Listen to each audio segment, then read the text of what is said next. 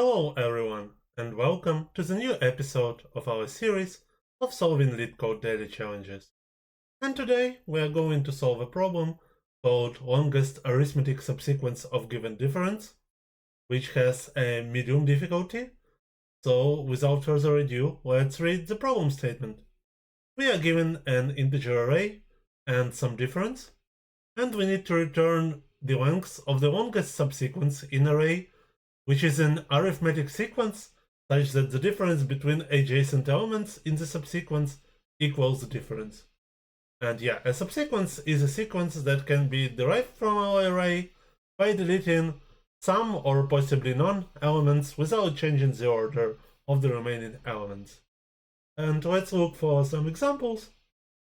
For example, in here, the answer is equal to 4 because our sequence is equal 1, 2, 3, 4. And in here, the answer is also equal to 4, because the sequence that we can build is 7, 5, 3, 1, and the difference is -2, the difference between the adjacent elements. Let's look at the constraints. The length of our array is up to 100,000, and the values of the array and the difference is from -10,000 to 10,000. Okay. Such constraints strongly suggest that we need to have a complexity of our solution which is either linear or something like n times logarithm of n or something like that. And that's exactly what we are going to implement. So the idea for this solution is actually dynamic programming. So what do we want to calculate?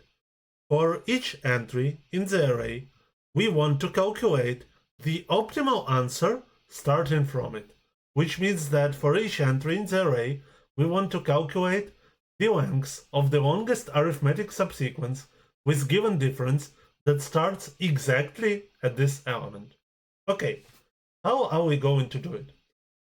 So suppose we are currently trying to find an answer for some array with index I.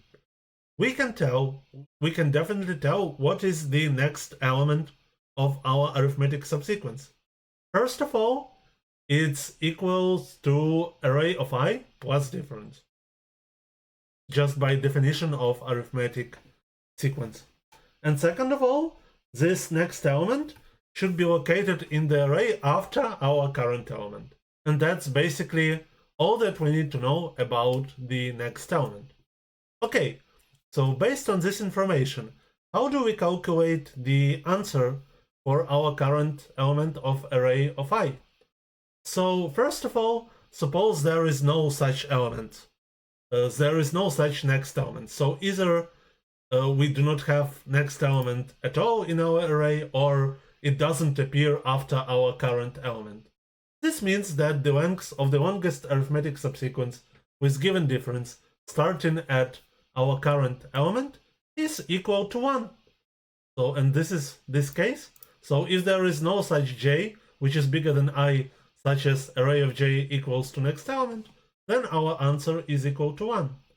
Okay, now suppose it exists. How does our arithmetic sequence looks like? So at first it's our current element, then it's next element, and then it's the optimal sequence starting from this next element.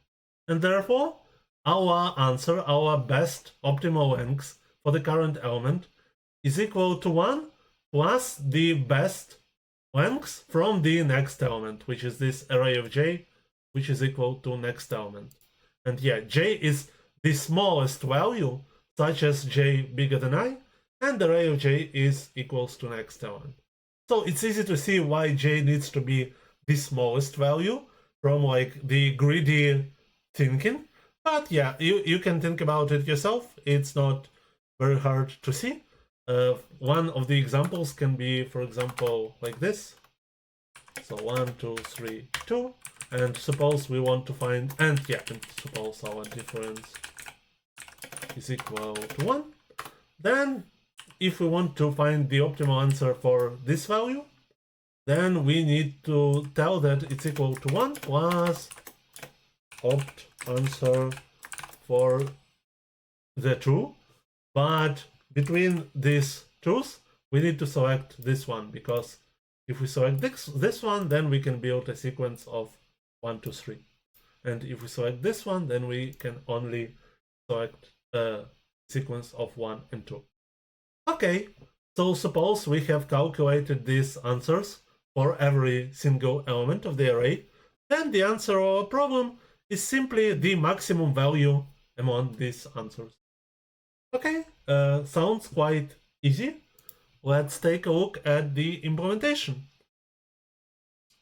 So first of all, we are going to have this data structure, which in my case is hash map, and I will call it longest arithmetic sequence starting from. And the key of this map will be some value, some number, and the value of this map is the length of the longest arithmetic sequence with given difference that starts from this number, so from this key of the map. Okay, and our result will return it at the end. At the beginning, it's equal to 0.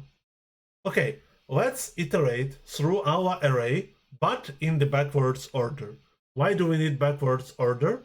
Because when I'm looking at some value of array of I want the answers for all of the elements after array of I want them to have already been calculated. And because of that, I'm going to iterate in the backwards order. Okay, suppose I'm looking at some element array of I. I know what the next element is. It's array of I plus difference. Let's find the answer for next element. And to do that, we're going to use the method called get or default in hashmap. Basically, it either returns what's stored in the map for a given key, or it returns the default value. In our case, it's 0. And basically, we want to know what's the length, the optimal length of an arithmetic subsequence with a given difference starting from the next element. Then the optimal answer for our current element will be this answer for next element plus 1, because we add this new current value to our arithmetic sequence. Okay, so now we know that, so let's update our map. So we tell that the optimal answer for the value of array of I is equal the answer for next element plus 1, and we will also update the global result. And in the end, we simply return the global result. So this longest arithmetic subsequence starting from hashmap is basically our data structure that allows us to perform our dynamic programming. So it stores the optimal answers for some smaller subtasks. Okay, what's the complexity of this solution? So here we have a loop, and we do some simple operations. The like most difficult operation in here is communicating with hashmap, and communication with hashmap have constant complexity, and therefore our complexity is big O of n, where n is the length of our array. Okay, thank you guys. Today's problem was an interesting one. I hope you had fun. I hope you learned something new. If you did, if you enjoy my videos, please press like, subscribe, and I'll see you around, hopefully tomorrow. Bye-bye.